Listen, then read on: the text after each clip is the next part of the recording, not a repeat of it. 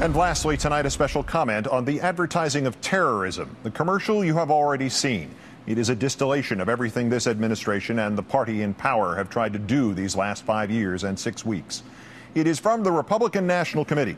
It shows images of Osama bin Laden and Ayman Zawahiri. It offers quotes from them, all as a clock ticks ominously in the background. It concludes with what Zawahiri may or may not have said to a Pakistani journalist as long ago as 2001, his dubious claim that he had purchased suitcase bombs. The quotation is followed, by sheer coincidence no doubt, by an image of a massive explosion. These are the stakes, appears on the screen, quoting exactly from Lyndon Johnson's infamous nuclear scare commercial from 1964. Vote November 7th. There is a cheap Texas chainsaw massacre quality to the whole thing. It also serves to immediately call to mind the occasions when President Bush dismissed Osama bin Laden as somebody he didn't think about, except, obviously, when elections were near. Frankly, a lot of people seeing that commercial for the first time have laughed out loud. But not everyone. And therein lies the true threat to this country. The dictionary definition of the word terrorize is simple and not open to misinterpretation. To fill or overpower with terror, terrify, to coerce by intimidation or fear. Note, please, that the words violence and death are missing from that definition. For the key to terror, the key to terrorism is not the act, but the fear of the act. That is why bin Laden and his deputies and his imitators are forever putting together videotaped statements and releasing virtual infomercials with dire threats and heart-stopping warnings. But why is the Republican Party imitating them?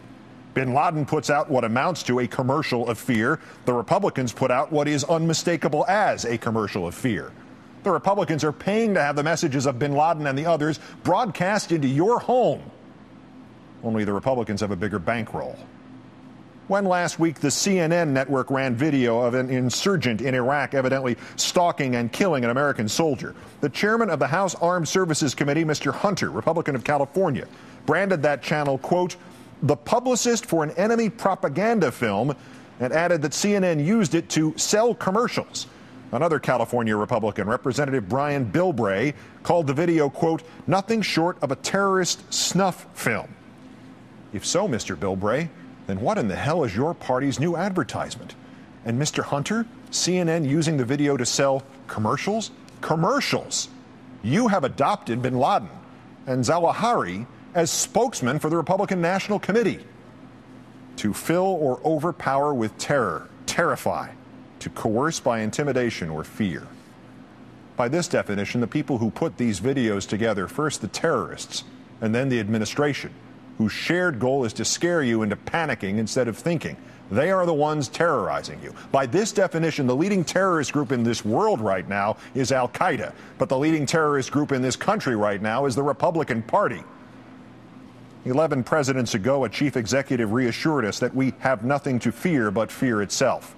His distant successor has wasted his administration, insisting that there is nothing we can have but fear itself. The vice president, as recently as this month, was caught campaigning again with the phrase mass death in the United States. 4 years ago, it was the now Secretary of State, Dr. Rice, rationalizing Iraq with, quote, we don't want to be the smoking gun to be the mushroom cloud.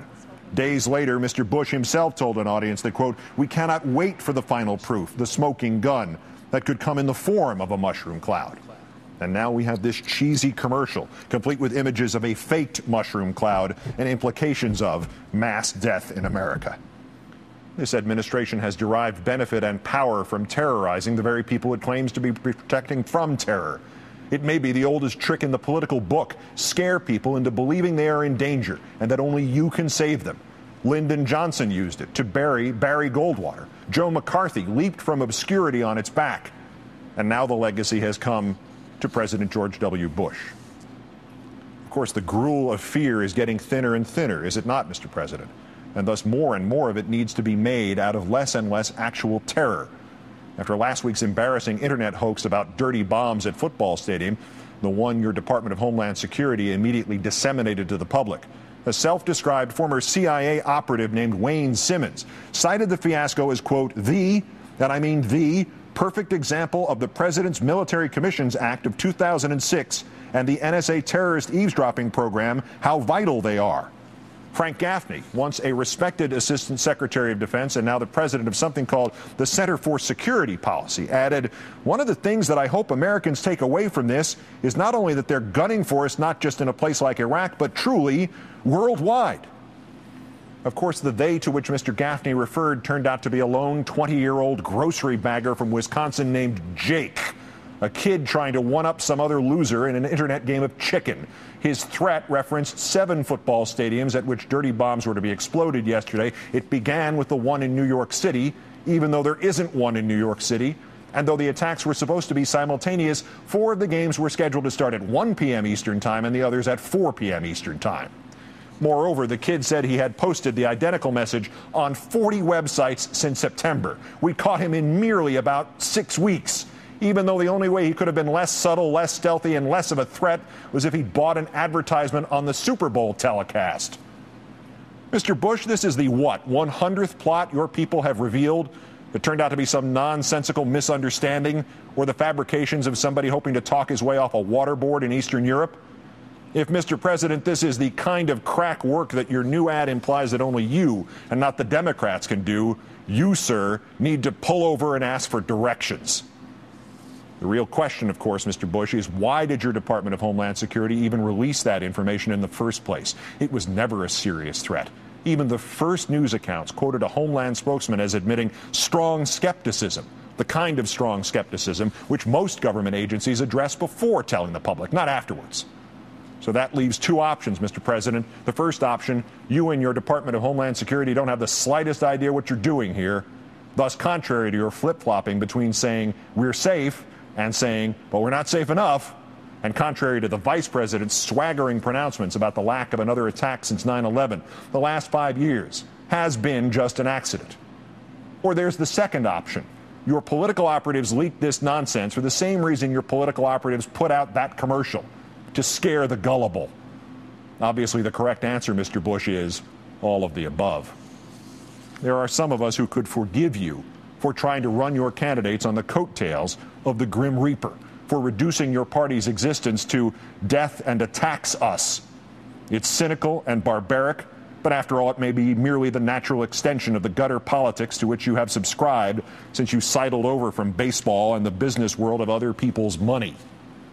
But to forgive you for terrorizing us, we would have to believe you somehow competent in keeping others from terrorizing us.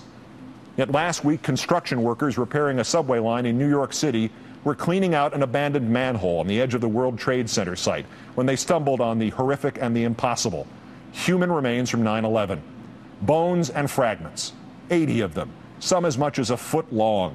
The victims had been lying, literally in the gutter, for 5 years and 5 weeks. The families and friends of each of the 2,749 dead, who had been grimly told in May 2002 that there were no more remains to be found, were struck anew as if the terrorism of that day had just happened all over again. And over this weekend, they have found still more remains. And now this week will be spent looking in places that should have already been looked at 1,000 times 5 years ago. For all the victims in New York, Mr. Bush, the living and the dead, it is a touch of 9/11 all over again. Michael. And the mayor of this city, who called off the search 4.5 years ago, is a Republican. The governor of this state with whom he conferred is a Republican. The House of Representatives, Republican. The Senate, Republican. The President, Republican. And yet you can actually claim that you and you alone can protect us from terrorism? You can't even recover our dead from the battlefield. The battlefield in an American city when we've given you 5 years and unlimited funds to do so. While signing a military commissions act so monstrous that it has now been criticized by even the John Birch Society, you told us, Mr. Bush, quote, "There is nothing we can do to bring back the men and women lost on September 11th, 2001, yet we'll always honor their memory, and we will never forget the way they were taken from us."